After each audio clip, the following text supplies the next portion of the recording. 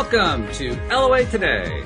I'm Walt Thiessen here with Daniel Mangena, and this is your Daily Dose of Happy. We are so happy you decided to join us today, especially since we have a special guest joining us today, Monique Scott, who is somebody that Dan's known for about a year and a half now. And I was just getting to know her before we got started here, Dan, and I think you got a really good guest here. She's cool. I like her. She's really good. So thank you for bringing her along.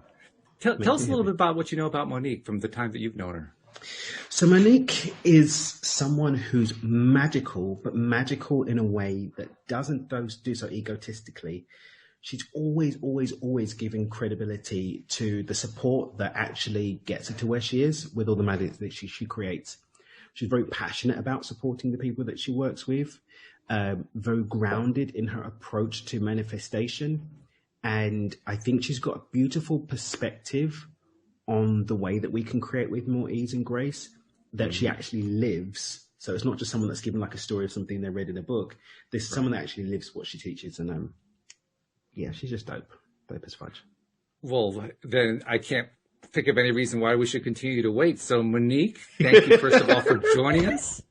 And second of all, have we oversold you? I don't understand. Where have you achieved sainthood yet? What's going on here? I don't get it. I'm close, not quite. Well, it's such a pleasure to be here with you, Walt and Dan, my friend.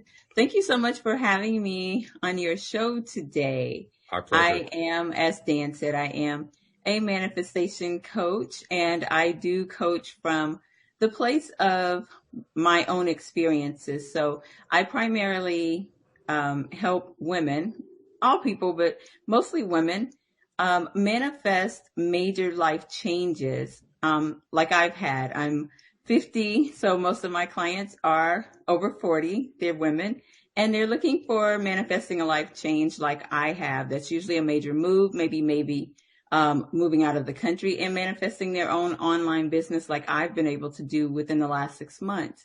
And I really, really love teaching people to expand their awareness, Walt, just to understand that we can truly have whatever we want, that we create our own reality.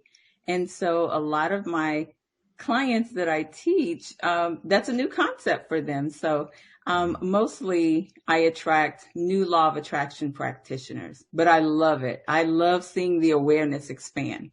You caught my attention there for a moment when you said within the last 6 months, it's like the antenna went up. I say, wait a minute. Okay, you got to tell us this story. What happened within the last 6 months?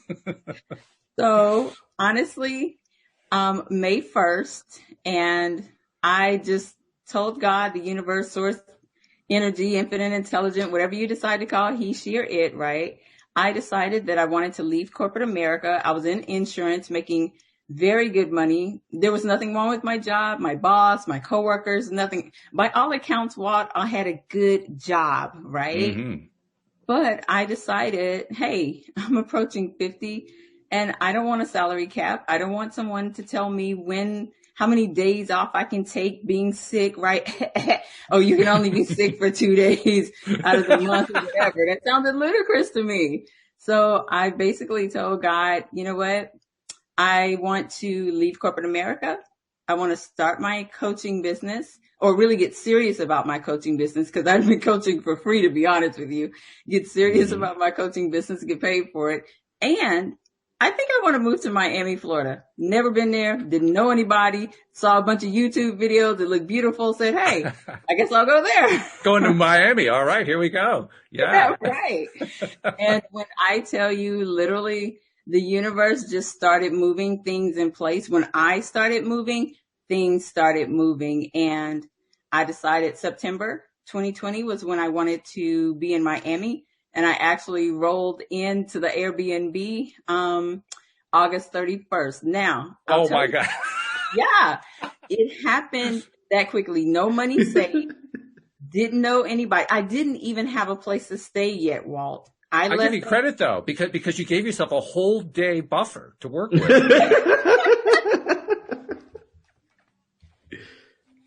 Yes, I did. Yes, it was great. It was just amazing to see how everything was falling in to place. And I just want to teach other people how to do the same, that the life that you want is available for you as long as you have faith and you keep moving, you're good. I think I know the answer to this question before I even ask it, but were you surprised when it all happened the way you wanted it to happen?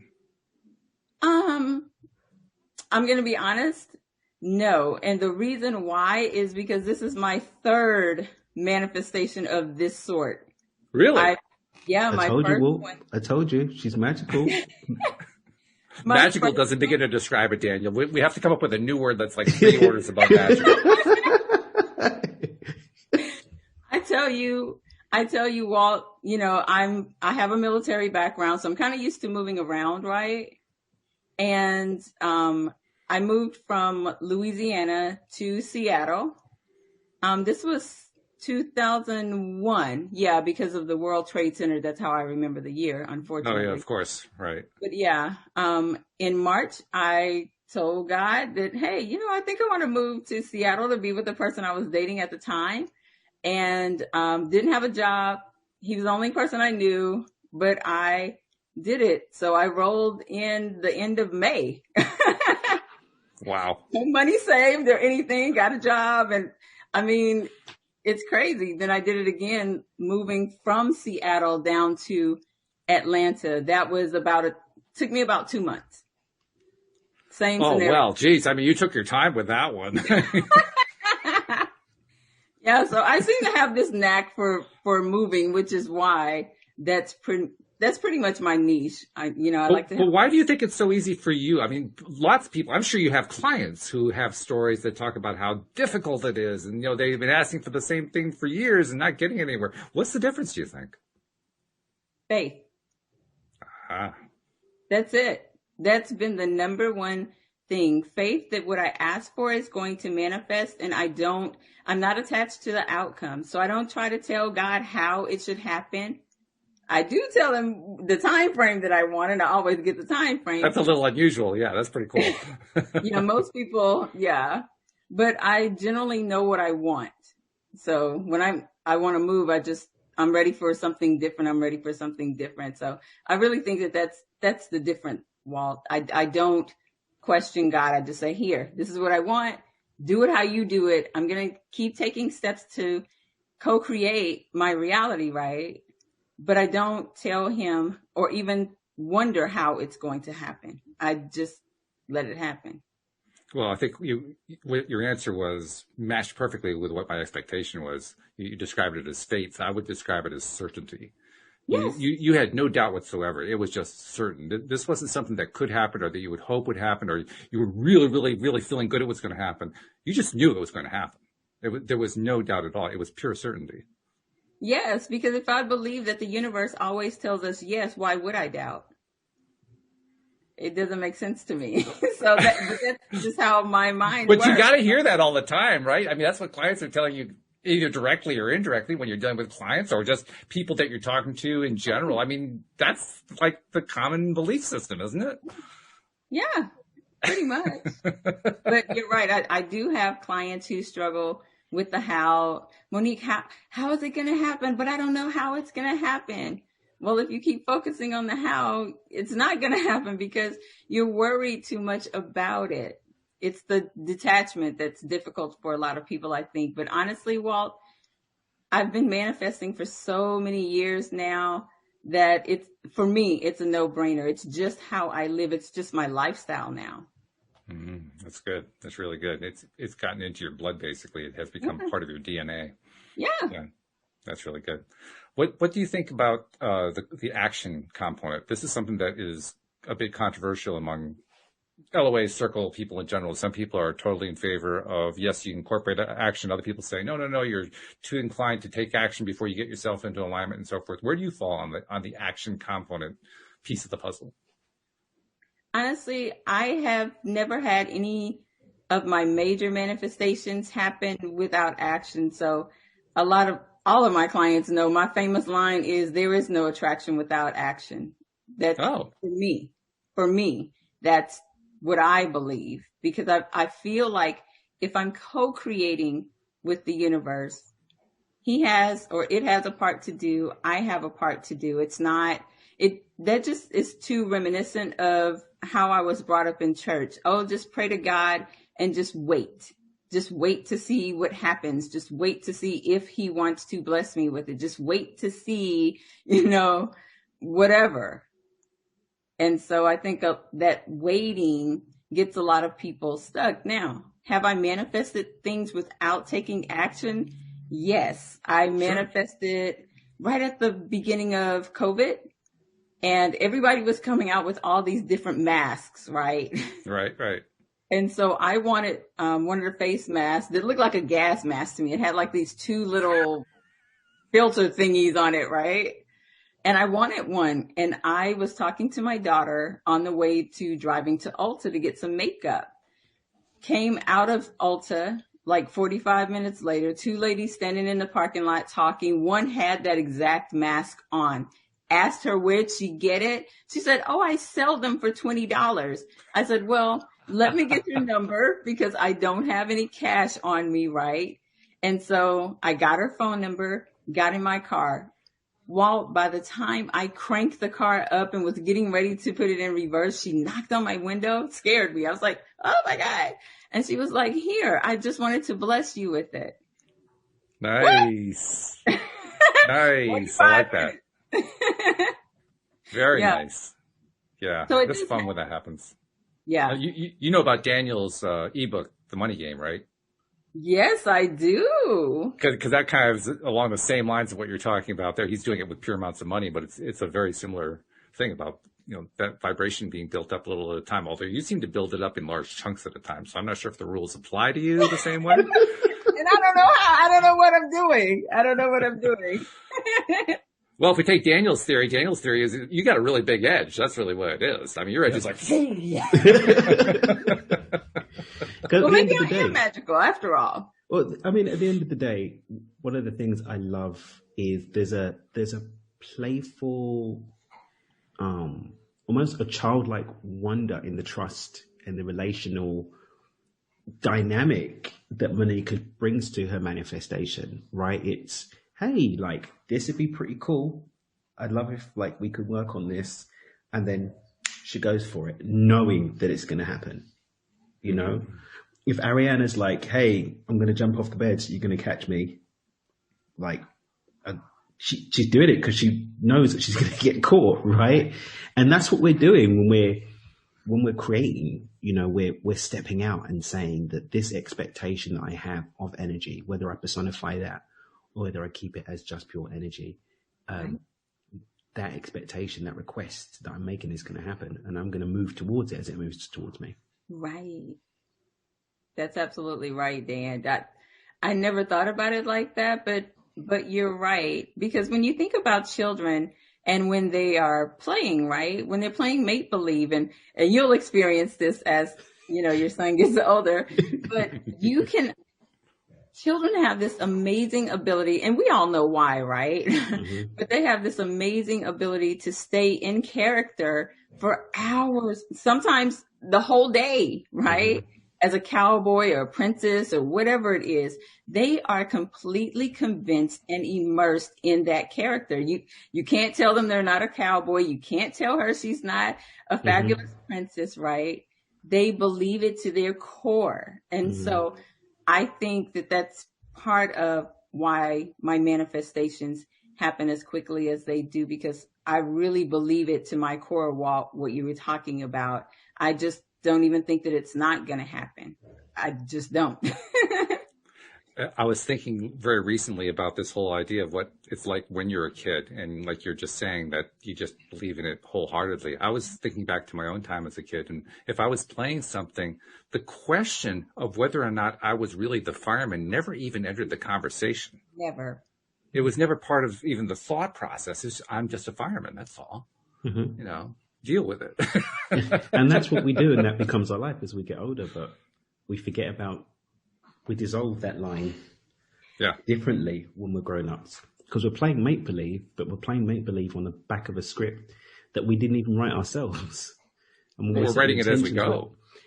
And also, as we're setting intentions, we're disrupting what that script is and introducing what we want in it. And when we're going out and then going to manifest something different, we're saying, oh, I know there's this script happening, but I like this instead. I'm going to have that move. I'm going to have that abundance. I'm going to have that relationship. But if we just came with that same playful certainty, that faith of, I guess I'm moving here now. This is what I'm doing. I guess I'm healthy. I'm happy now. I guess I'm in this loving relationship. I guess I'm abundant now. And step into it, then reality must follow, because that's what it's doing all the time anyway. But we're just not consciously aware that we're creating what we don't necessarily want. Yeah. So I'm going to put you into your coaching mode right now, Monique. I'm going to pretend that our listening audience is your client. And I'm going to pose a question or two to you as if I was representing the client and saying, okay, here's what the client is saying to you. All right. So since most of your clients are women, you'll have to pretend that I have a higher voice than I actually do. But, okay. Just yeah, exactly. Just do a little pretending. Okay. But, okay. I'm going to go based on what one of my other co-hosts, Cindy Chavez, she's also a relationship coach. She does a lot of work with women. So I'm going to draw from some of those conversations. One of the things that she experiences a lot with clients is people who have some exposure to the law of attraction. You've already described how many of your clients are relatively new to the whole concept and are trying to learn how to apply it. One of the things that people do when they're new to it is they lack certain pieces of information about how the whole thing works. So they have, I'll call it unrealistic expectations. So from that perspective, I'm going to pretend I'm the client. I'm going to say, I have this relationship that I'm in my early 20s, and I've had this relationship with this guy for the last month, or not last month, last 12 months. And we're talking about getting married. And then all of a sudden I find out he's got this other girlfriend, and I don't know what to do. And I know the law of attraction says that I attracted this, but I don't see how I attracted, this was him, and then it goes into this long thing. So what do you say to somebody who's in that place? The very first thing I'm going to ask her, or we're going to discuss, is there has to be some level of doubt there that the relationship was going to materialize into a long-term relationship, right? So there has to be some doubt, because we don't attract what we want necessarily, but we always attract who we are. And so I would tell her that deep down inside, there's some doubt that it's not going to work out, maybe from past relationships that didn't work out. So what she needs to do, in my opinion, is to align her energy with what she really wants, because on some level, she has caused this, even though we don't like to acknowledge that, or we don't even think that we do. But subconsciously, the subconscious mind records every single thing. It doesn't forget anything, even though we may get older, we forget ourselves. So I would tell her, on some level, you have attracted this, whether or not you're aware of it. That's just the fact. So what we need to do is realign your energy back to a space where you can repair this relationship. And for me, scripting has always been a huge thing. And I would let her know, I kind of had a somewhat similar situation with a relationship, to where I was able I caused the relationship to end. But I also manifested that person, my specific person, back as well. But it was because I did the inner work. Okay, good. All right. So I'm going, based on your answer, and I love the answer, by the way. But based on your answer, I'm going to dare to push the edges a little bit here. And we often do that here on the show. We'll explore topics that are sometimes pretty uncomfortable, and this is definitely in that category. So I'm going to modify my 22-year-old young woman who's asking you this question, and her case is now a little bit different in that she's about to complain that when she was growing up, there was an adult male in her life who was abusing her, and she takes umbrage at the idea that she attracted that man into her life. How do you address that kind of a situation? I would probably tell her my own situation. I don't mind sharing this. It's not something that I tell everybody, but when I was 15, I was raped. But I took ownership of that in terms of I decided I was not going to allow that to negatively impact my relationship with men going forward. So again, I had to do the inner work to forgive that's that. tough. Yeah. That's a tough position. Not easy. I forgave him. I wish him to this day nothing but love, light, peace, and blessings. Honestly, truly, right? I've run into him several times going home, where my hometown, but I would just tell her, I completely understand, but yet and still you have to do the inner work to be able to move past that so that you can attract the partner that you deserve, the partner that you really want. And I was able to do that because I did the inner work. So I have to also play the role of the skeptic/critic who says, yeah, but aren't you blaming the victim here? Not at all. Not at all. Because universal law is universal law. You can call it what you want. You can call it blaming the victim or whatever, but universal law cannot be changed. Just like gravity, it's a law. We just attract who we are, what our thoughts and our energy and our vibration aligns to. And so if you allow those negative thoughts, feelings, negative paradigms, if you allow that to fester, that's exactly what you're going to attract. And it's not blaming the other person, but also it's more of making the person aware that their thoughts are creating their reality. Certainly not blame. Taking myself, something, I don't know what, I was only 15. That was a very long time ago, but something within me attracted that situation. So I take full ownership of that. Even though I don't know what it is, I don't deny it either. Wow. I mean, your candor is blowing me away. Seriously, it really is. I'm impressed and just stunned. So very good. Congratulations to you. Talk a little bit about that some more, though, because I can just imagine, I can barely even think about my 22-year-old client anymore, but the 22-year-old client sitting in front of you, just gobsmacked by what you just told her. And the question that's going into her mind is, how could she possibly have forgiven this guy? How could she possibly have gotten to the point where she's actually okay with seeing him? That's not possible. How is that possible? I've had people ask me that almost pretty much everybody who's ever heard my story. I would think, yeah. Yeah, because forgiveness that's very difficult for a lot of people. And it doesn't even have to be something as traumatic as rape. It could be, you hurt my feelings, so now I'm not going to forgive you, right?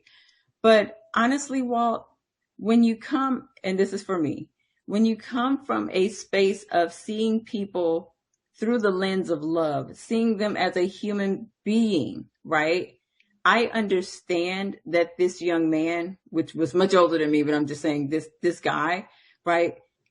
Once I knew his family situation, and I'm certainly not trying to sound mean, he had no choice but to turn out the person he turned out to be, because his family life was so dysfunctional and he himself was abused. Now, that doesn't excuse his behavior, because we all have the choice to be bitter or to be better, right?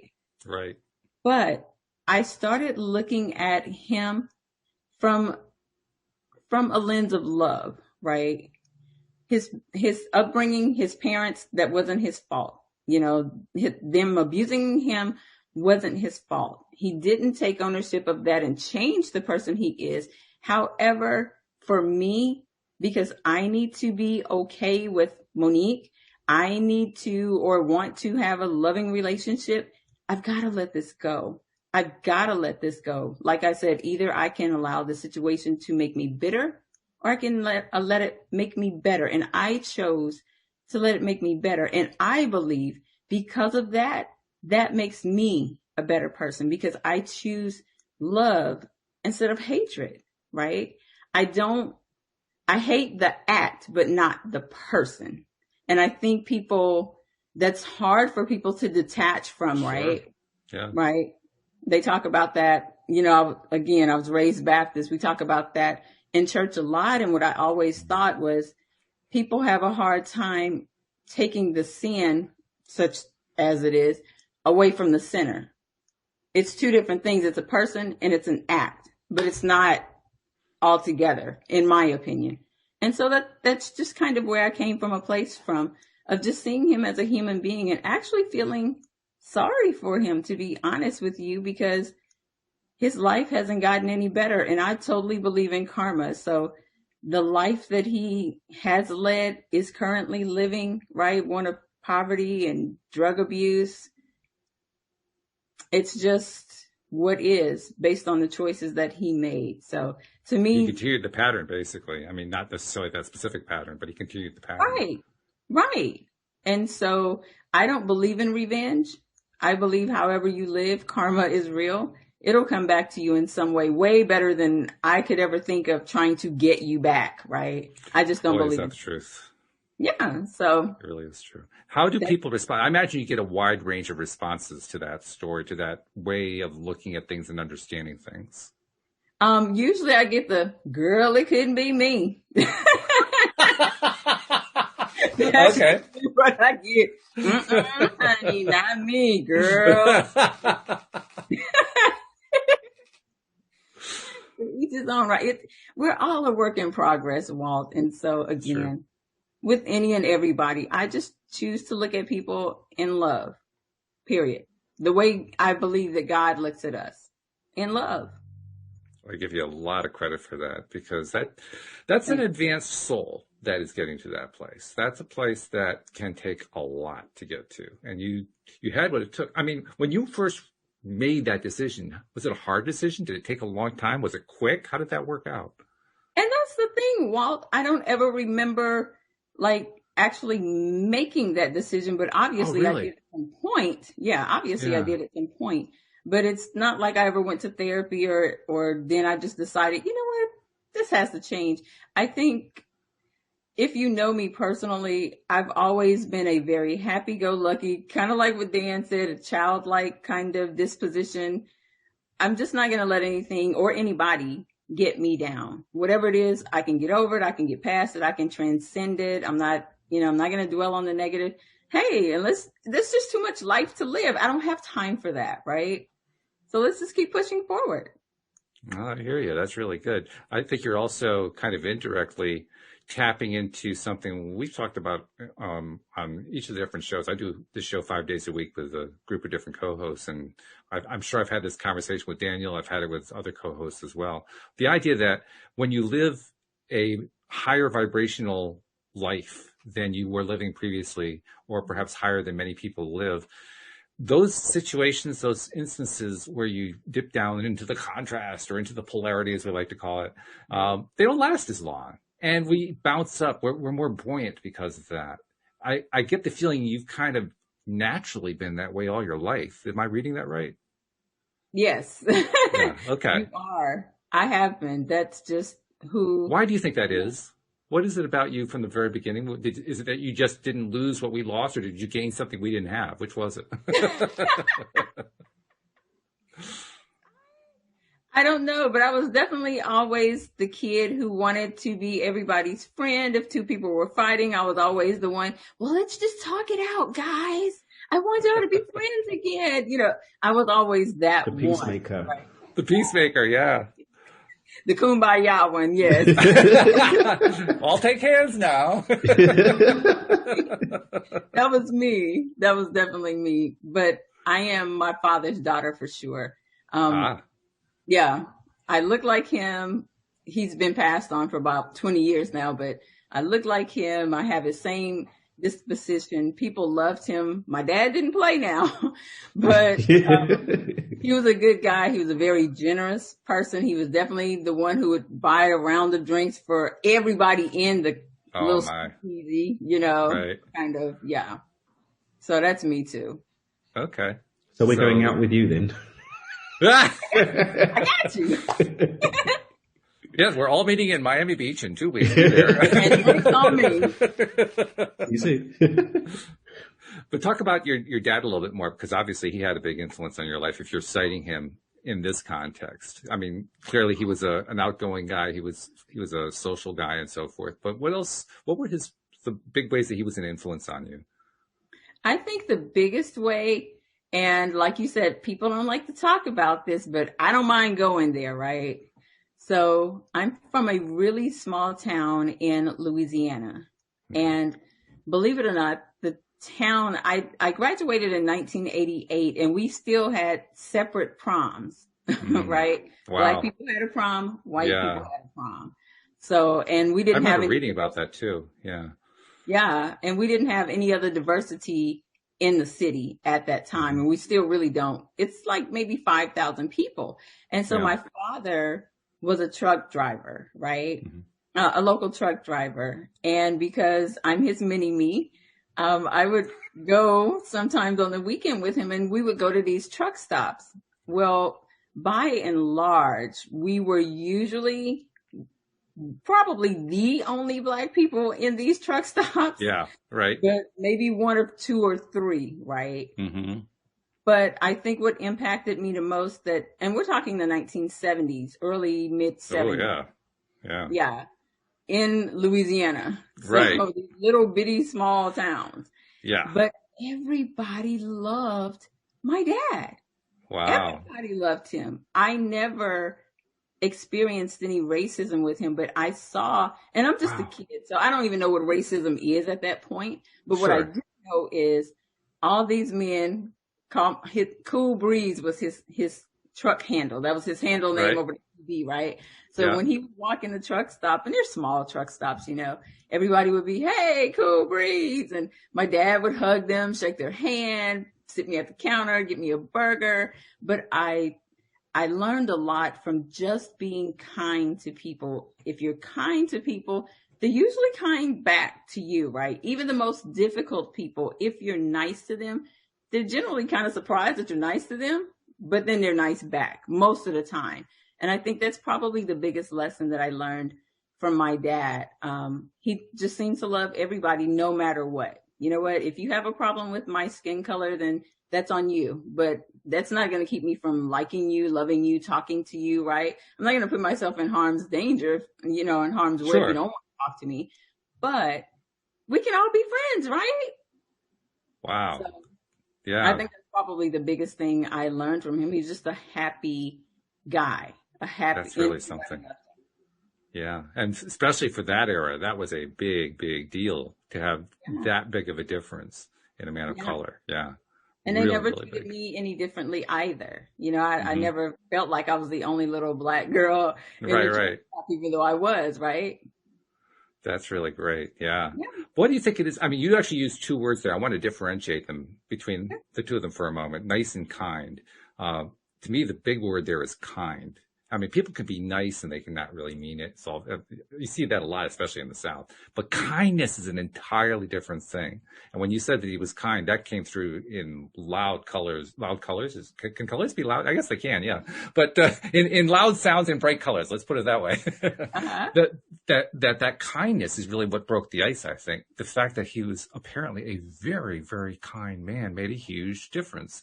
And I wanted to ask a bunch of questions off of that one because there's so many ways to go, but I'll just go with one right now. Okay. Why do you think kindness is so effective?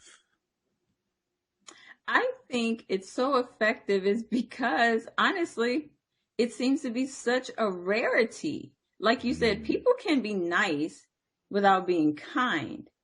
But generally when people are kind, they show what? Compassion. Yeah. And being from, growing up in the South, compassion towards your fellow man is a given. I was raised that you don't walk into someone's home or you don't meet people on the street without actually speaking. If you look someone in the face, you speak, If you meet someone, you put your hand out and introduce yourself, right? I think kindness is something, it's almost becoming a lost art, but I saw my dad give to people who had less than, and we weren't rich by any means, right? My dad made really good money. We weren't rich, but he was not a miser. He was extremely generous. He always had something nice to say to people. And I, in turn, Walt, learned you can always find something nice to compliment someone on, even if it's just their shoes, right? Everybody likes to feel good. Everybody wants to feel valued, and everybody is valuable. So I really do try to be kind to people because we need that. I mean, if you're coming from a biblical standpoint, and sometimes I do, right? Jesus was compassionate. He saw other people's pains and hurts and wants, right?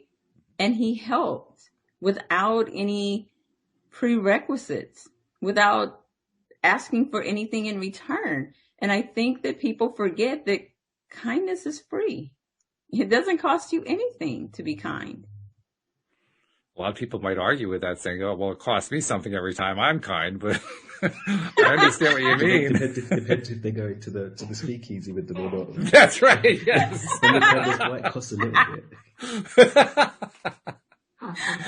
Very true. Very true. But I also wanted to point out the kindness that you are exhibiting in your story, and you're just exhibiting here on the show too, just because of who you are. It's very evident that that's a big part of who you are.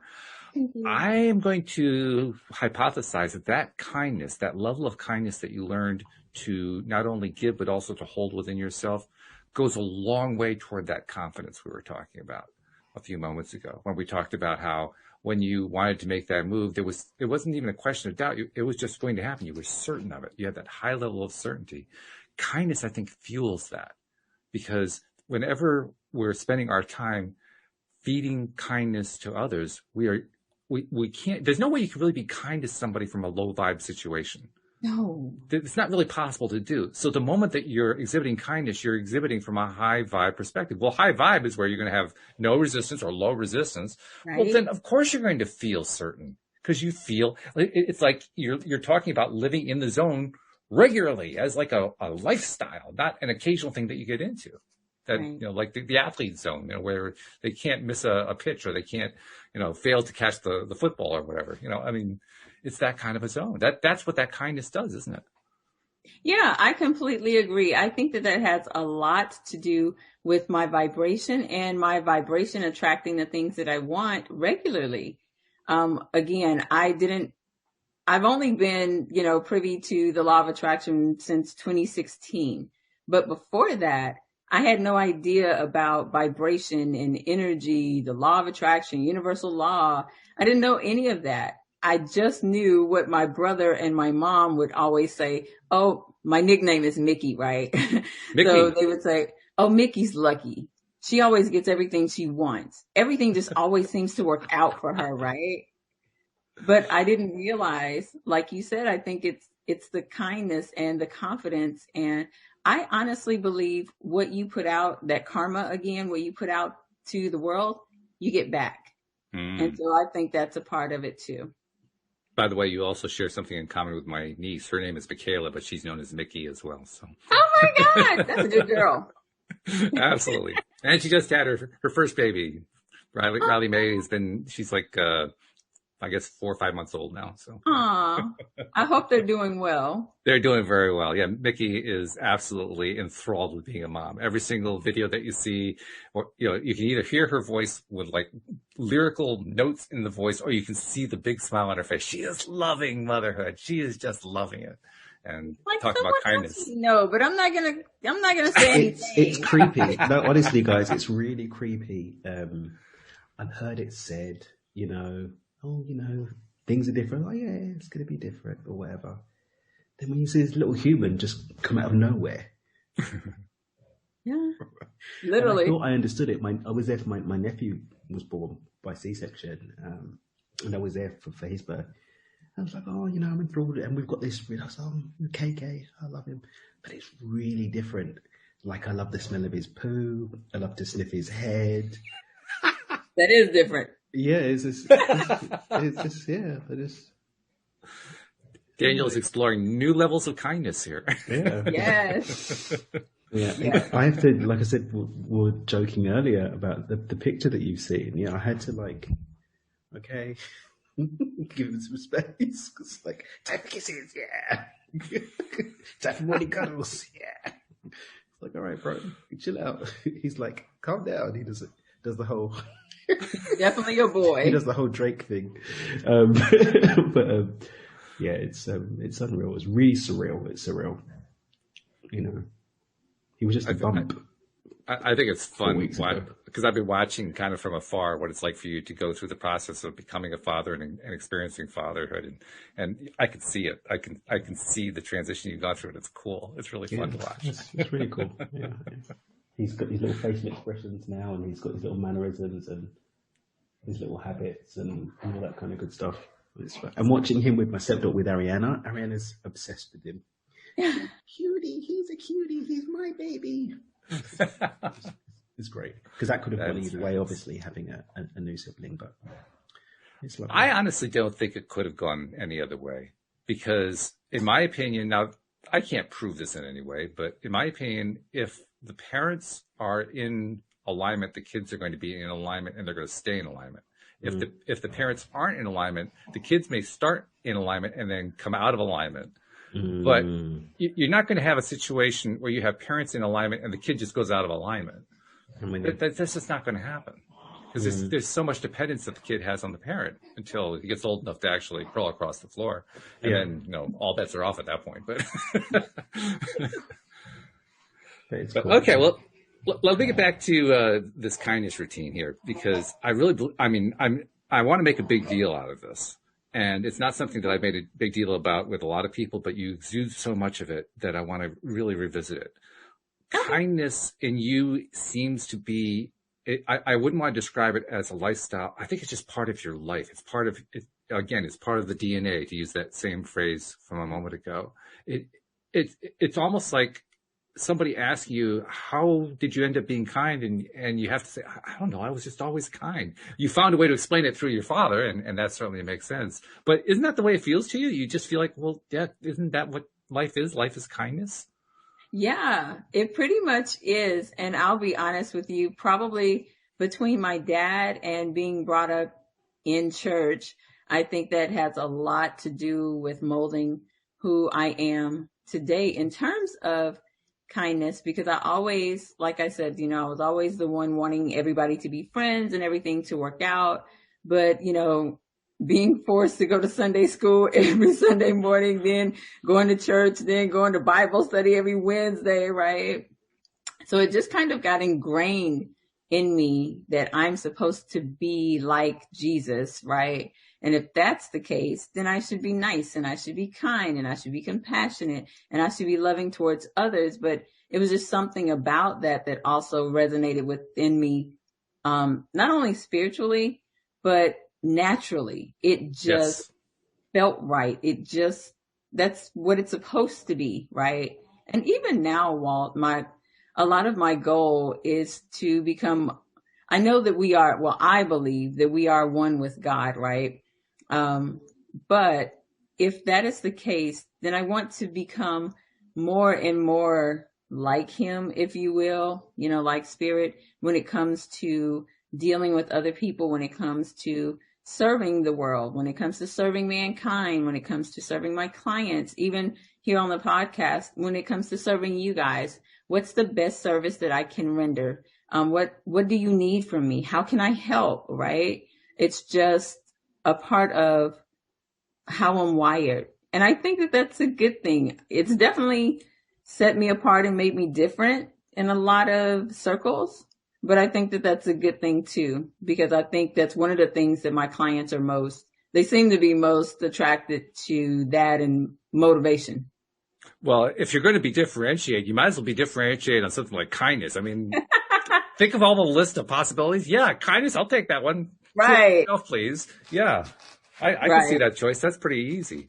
Yeah. What I think is perhaps harder to see is how you actually stick to it. And that's why I was bringing up the whole thing that it's part of your DNA, that you have incorporated so deeply into yourself, I imagine probably pretty much since you were born.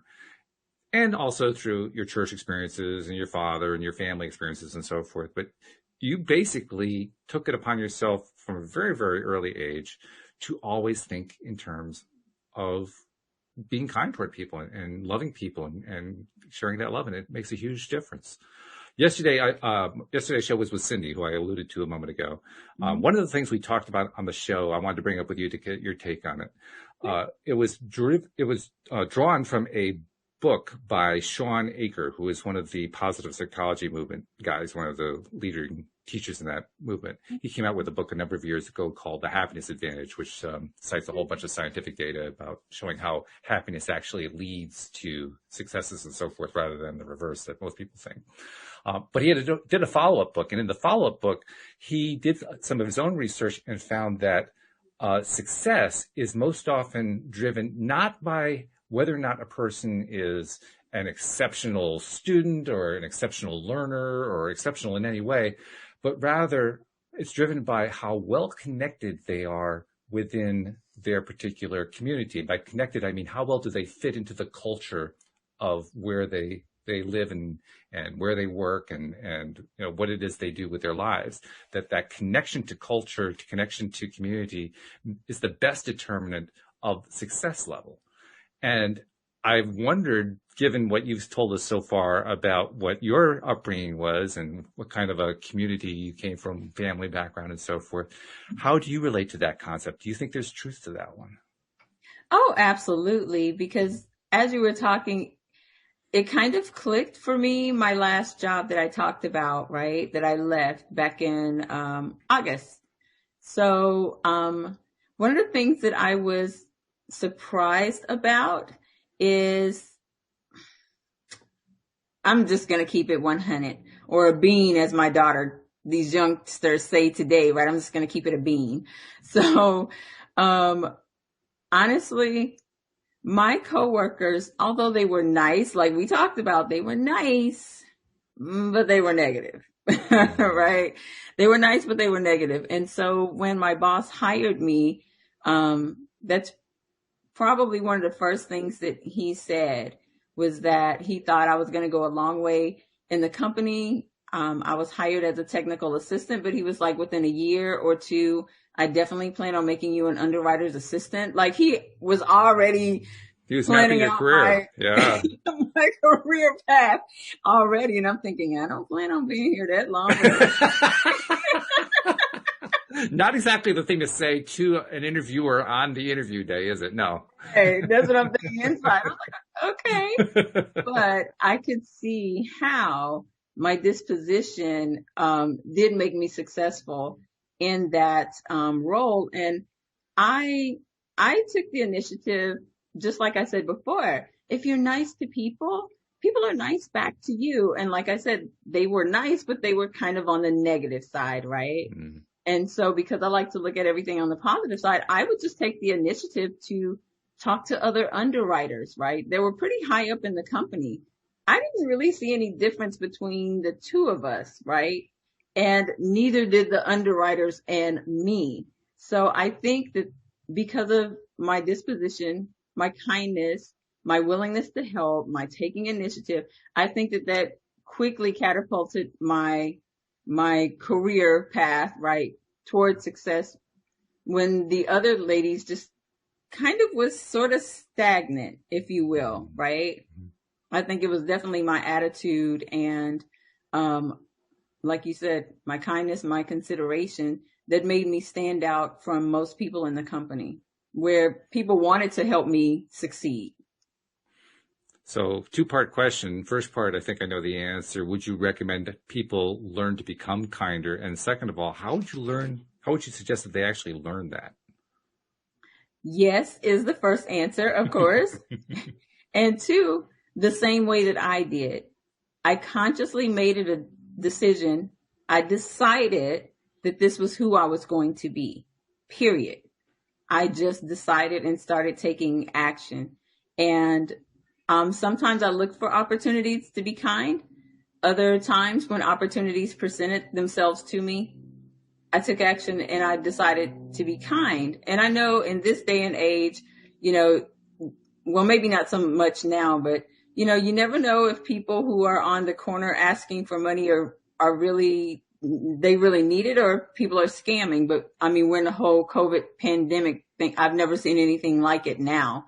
So Right. I just always assume that person is being, truthful about their situation. And I'm always quick to give, right? I always try to keep some cash because I know I'm going to run into someone. So I choose to get cash because I know I'm probably going to run into someone who may need some financial help. And even if it's $1 or $2, hey, it's what I got, right? I can be kind. I can be compassionate, but it's something that you have to decide that you're going to do and make it a lifestyle. Just like brushing your teeth. You don't go a day without brushing your teeth. You decide you're going to brush your teeth. At least I hope you decide you're going to brush your teeth every day, right? If not, I got some gum. Well, I'm okay. I went to the ultrasonic toothbrush, so I'm good. It's all okay since then. Walt's got this weird toothbrush that doesn't make any noise. It just sort of. It doesn't make any noise. You don't brush with it. You just It's hold like it to your tooth. one of those scenes in a movie where it's like one person's doing stuff and then the other one's going. Doo, doo, doo. You can't even see what's going on. So he's just like. Doo, doo, doo, doo, doo. My wife actually wants me to give her a demonstration because she's afraid she's going to screw it up. I'm saying, you can't screw it up. You hold the toothbrush to your mouth and you don't do anything. You just let it do the work. You can't mess it up. Does it give a really good clean, Walt? Does it give like an extra sexy clean? I would say that it does. I mean, I'm not a person who goes to the dentist at all. And my teeth have gotten white, much whiter than they've been in a long time. Well, that means all the junk is gone, right? Well, because I've got this weird thing that I'm going to have yellow teeth. I've got this like sleeping fear, this nightmare. I'm going to have yellow teeth and be on camera with like really bad teeth. So like, get I'm it. It's clean teeth. I mean, the hardest part about the ultrasonic toothbrush, and by the way, it's not the same as the sonic toothbrush for those who are kind of confused about that. Those are a completely different thing.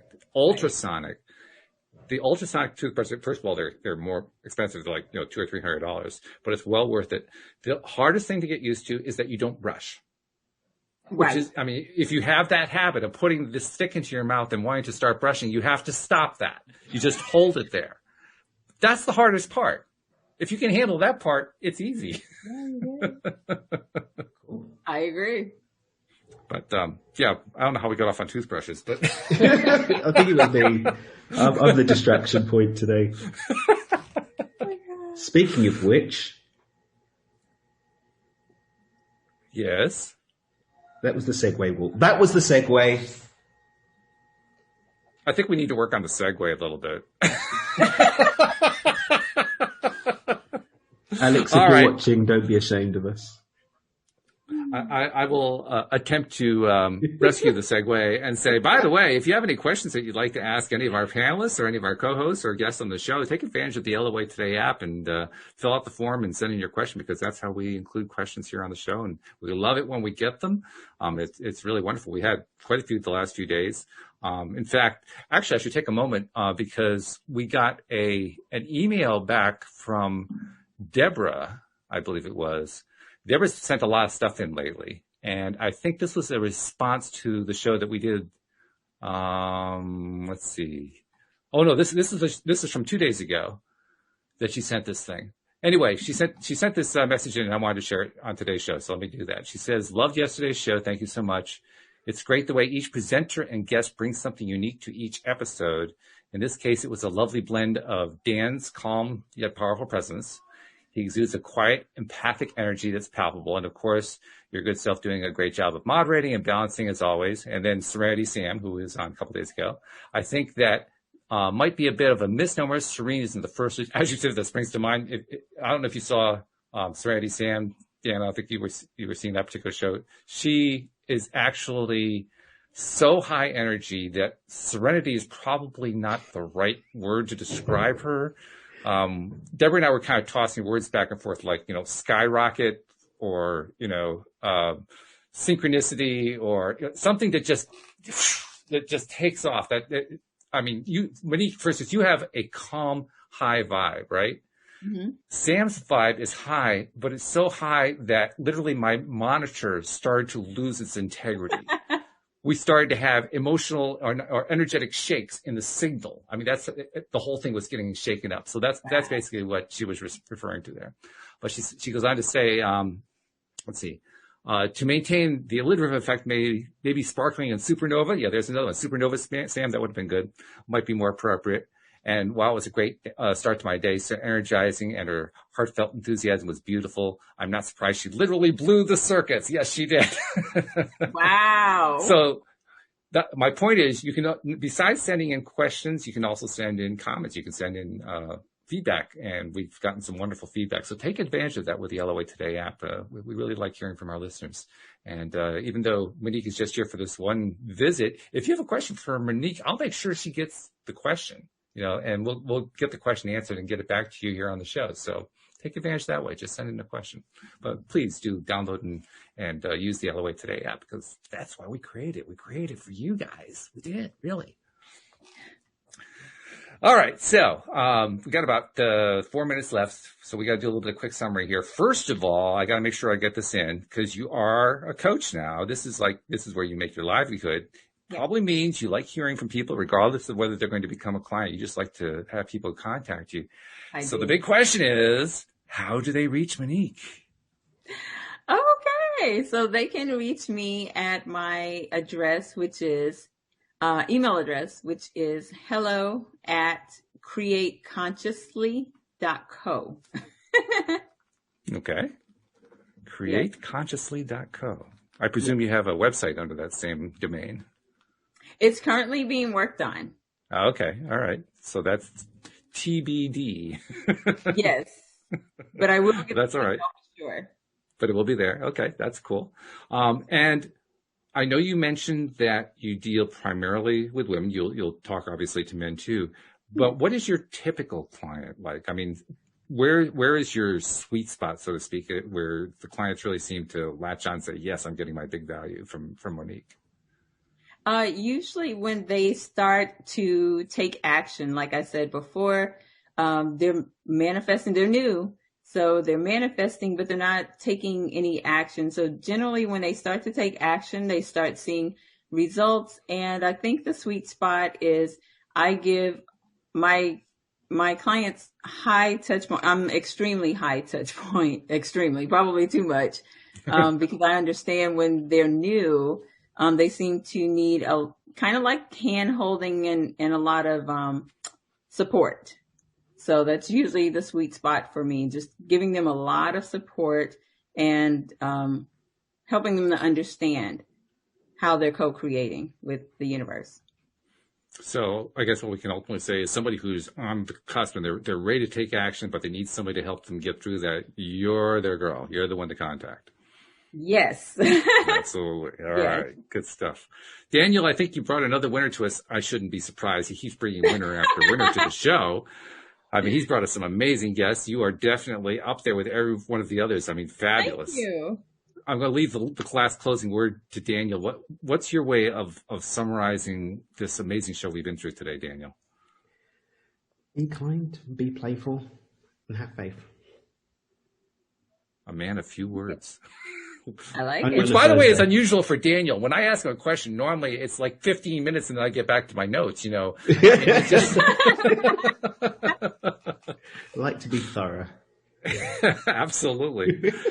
Well, we thank you very much for taking the time to join us today and sharing your kindness. Wow. We haven't really done kindness as a topic in a while, and you just brought it right back to the fore. So thank you. You gave me a reminder, too, that's really important, that kindness thing. It is. Yeah. So thank you for doing that. Tomorrow's show, Linda and Rita will be on. We'll be answering questions about various requests people have about psychic readings, because Rita is a psychic. So we'll be incorporating those. We have had a couple that have been kind of sitting around for the last few days, so that will be included. So if you've been waiting, Rita's going to be answering some questions. In the meantime, thank you guys very much. Thank you to the very quiet but very attentive live streamers. And thank you especially to our podcast listeners as well. We'll see you all next time here on LOA Today. Goodbye, everybody.